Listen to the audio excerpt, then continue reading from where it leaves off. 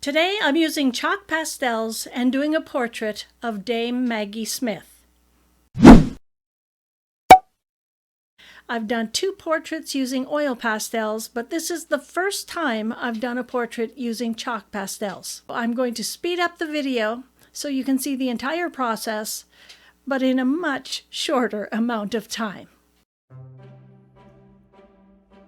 The first thing I do is I start putting down some of the highlights.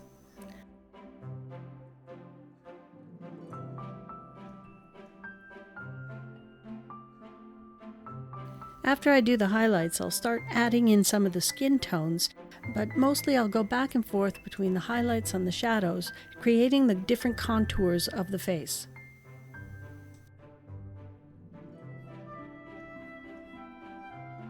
In the photo, she has very pale skin, but with very warm undertones, so I'll be adding in reds and yellows and oranges underneath and then blending them in.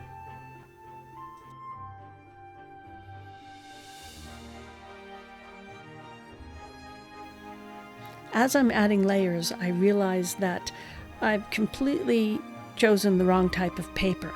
When I saw the photo, I thought, well, I want to use pastels. And then I decided, instead of the oil pastels, I would use the soft pastels, the chalk ones. And I didn't change the paper. So this paper doesn't have a lot of texture. And the chalk pastels, you can only layer so many things before it doesn't grab onto the paper anymore. So you really should use a more textured paper. And this is just a toned paper from a sketchbook.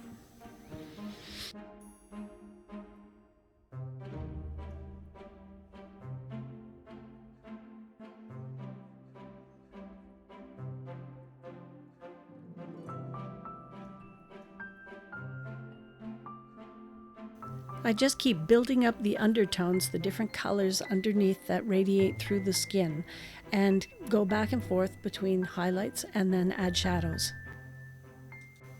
It's going to look very strange before it starts blending in and making sense.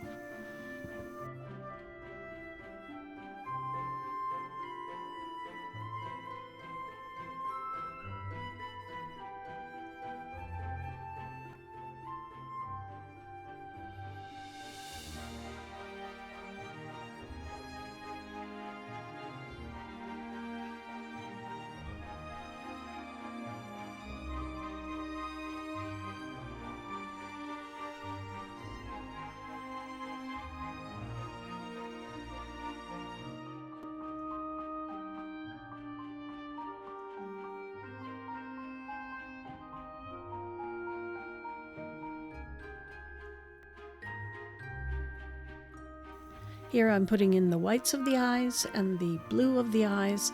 It's always very important in a portrait to get the eyes right. Maggie Smith has such expressive eyes, but it's not until I add in the details for the eyelids, the eyelashes, that you see those big expressive eyes with the heavy lids.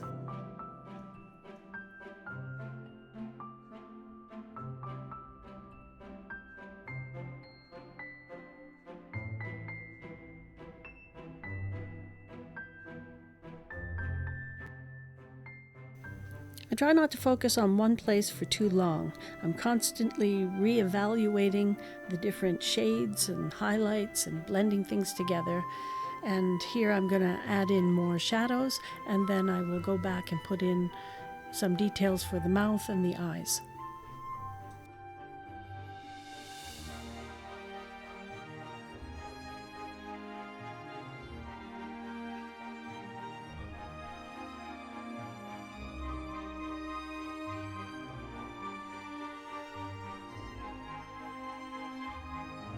I'm sure this is not the most efficient way to do a portrait, but it's the only way that I know to start building up the layers and get the tones from underneath and blend things and then finesse them at the end.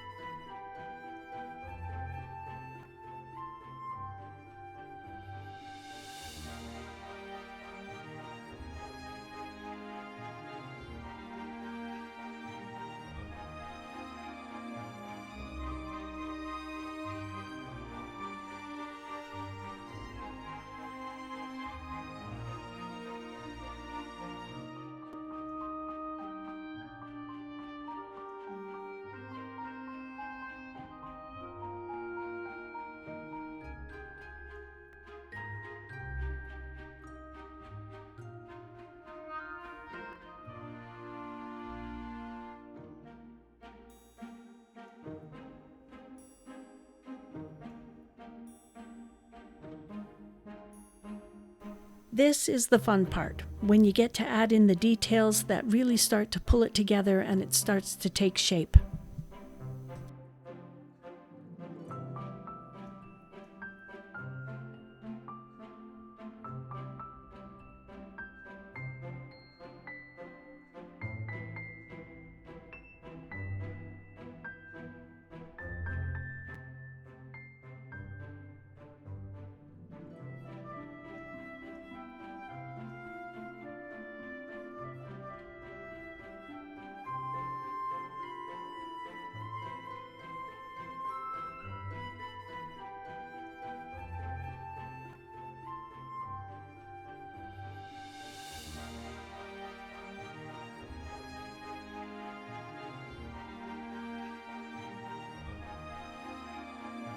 Here I'm just re-evaluating and warming up some of the skin tones.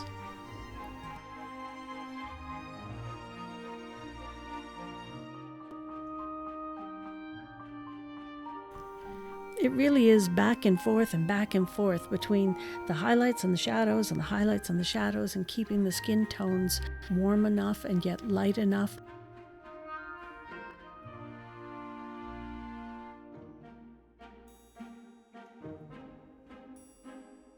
So here I'm adding in some of the final reflective highlights.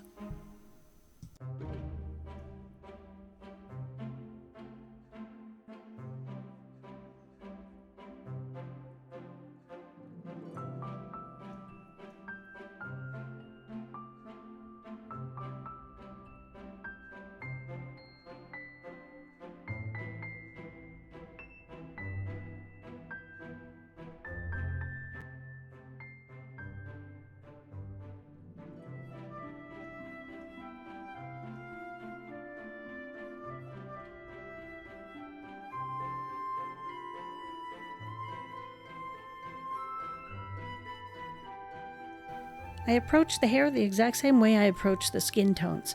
I get some colors on the paper and blend them together, and then add in the layers on top.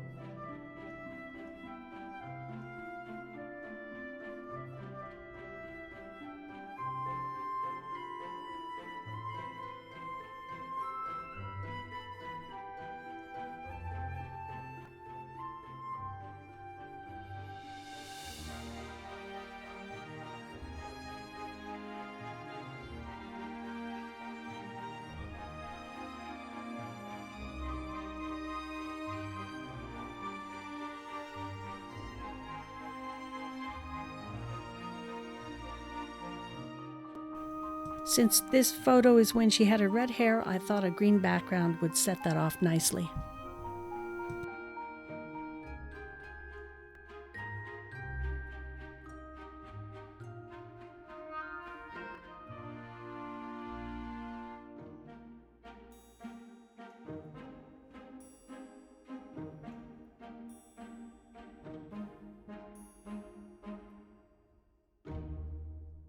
You can support my channel by subscribing so YouTube will share my videos with more people. If you enjoyed this video, please give it a thumbs up. And if you ring that bell, you'll be notified every time I post a video. Thank you for watching.